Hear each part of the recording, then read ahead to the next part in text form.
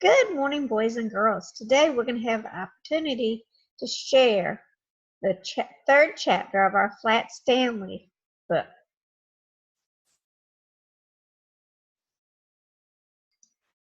And it is called Stanley the Kite. Based upon the title of chapter 3, do you have any ideas what you think it might be about? It probably is about Stanley becoming a kite. And where do we fly kites? Outside during the springtime. I wonder what Stanley saw when he decided to be a kite. Let's read and find out. Stanley the Kite. Mr. Lambchop always liked to take the boys out with him on Sunday afternoons to a museum or roller skating in the park, but it was difficult when they were crossing streets or moving in crowds.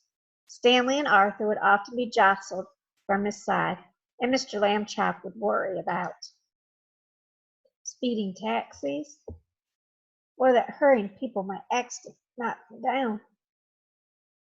It was easier after Stanley got flat.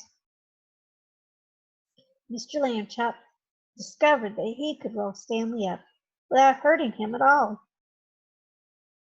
He would tie a piece of string around Stanley to keep him from unrolling and to make a little loop in the string for himself.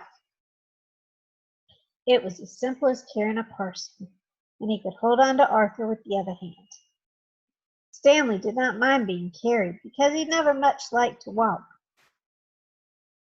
Arthur didn't like to walk either, but he had to. It made him mad. Look at that face. You can see his frowny lips. On Sunday afternoon in the street, they met Ralph Jones, an old college friend of Mr. Lambchop's. "Well, George, I see you bought some wallpaper," Mr. Jones said. "Going to decorate your house, I suppose."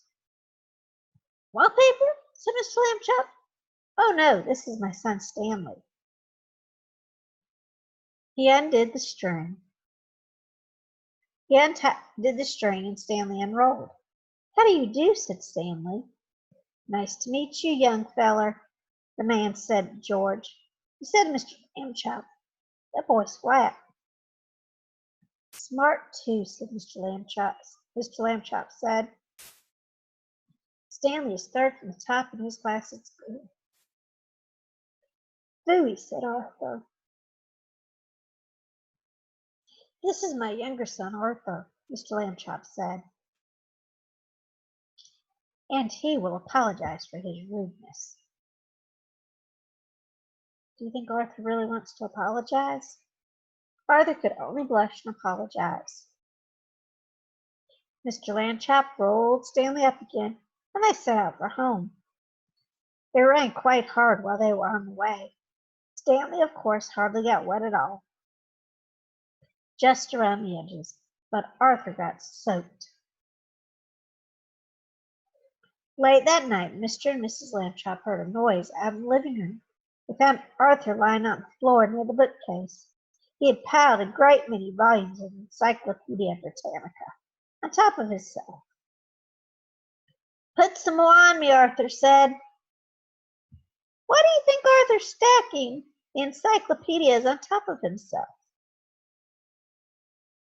"I wonder if he's trying to be flat like his big brother." When he saw them, "Don't just stand there, help me." Mr. and Mrs. Lambchop sent him back to bed, but the next morning they spoke to Stanley. "Arthur can't help being jealous," they said. "Be nice to him. You're his big brother after all." The next Sunday, Stanley and Arthur went to the park by themselves.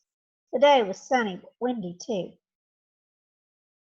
and many older boys were flying beautiful, enormous kites with long tails, made in all the colors of the rainbow.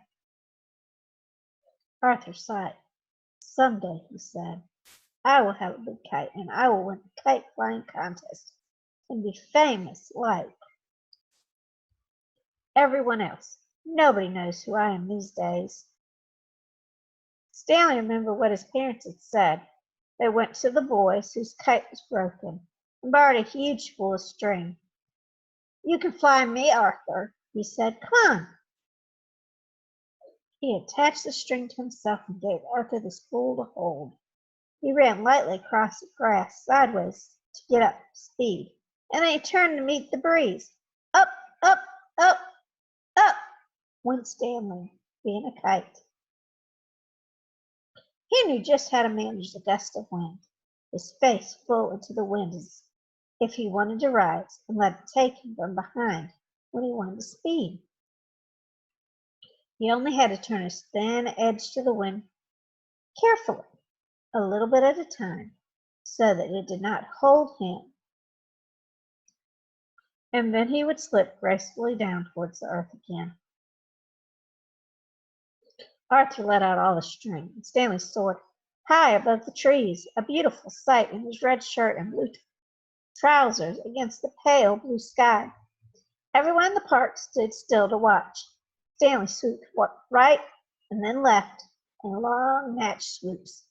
He held his arms by his side and zoomed at the ground like a rocket, and curved up again towards the sun. His sides slipped and circled and made figure eights and crosses in a star. Nobody had ever flown the way Stanley Lambchop flew that day, and probably no one ever will again. After a while, of course, people grew tired of watching, and Arthur grew tired of running about the empty spool. Stanley went right on, though, showing off. 3 boys came up to Arthur and invited him to join them for a hot dog and some soda pop. Arthur left the spool wedged in the fork of a tree. He did not notice while he was eating the hot dog the wind was blowing the string, and oh my goodness. I'm worried, boys and girls. Arthur's eating a hot dog. He left Stanley in the air and just touched the string and fork of a tree. I'm so scared for Stanley. Let's read and find out what happened. Tangling about the tree, the string got shorter and shorter, but Stanley did not realize how low he was until the leaves brushed his feet, and then it was too late. He got stuck in the branches. 15 minutes passed before Arthur and the other boys heard his cries and climbed up to set him free. Whew. I know that was tough on Stanley, but I was worried he was going to get blown away.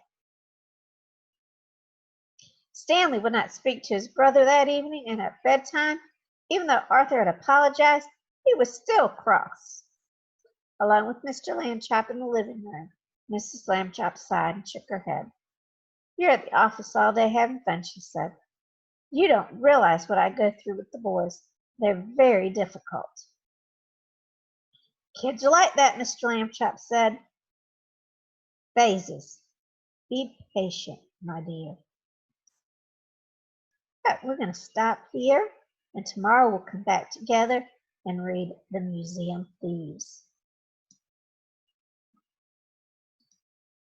I hope you enjoyed our read aloud for today, and tune in tomorrow for chapter 4. Have a great day.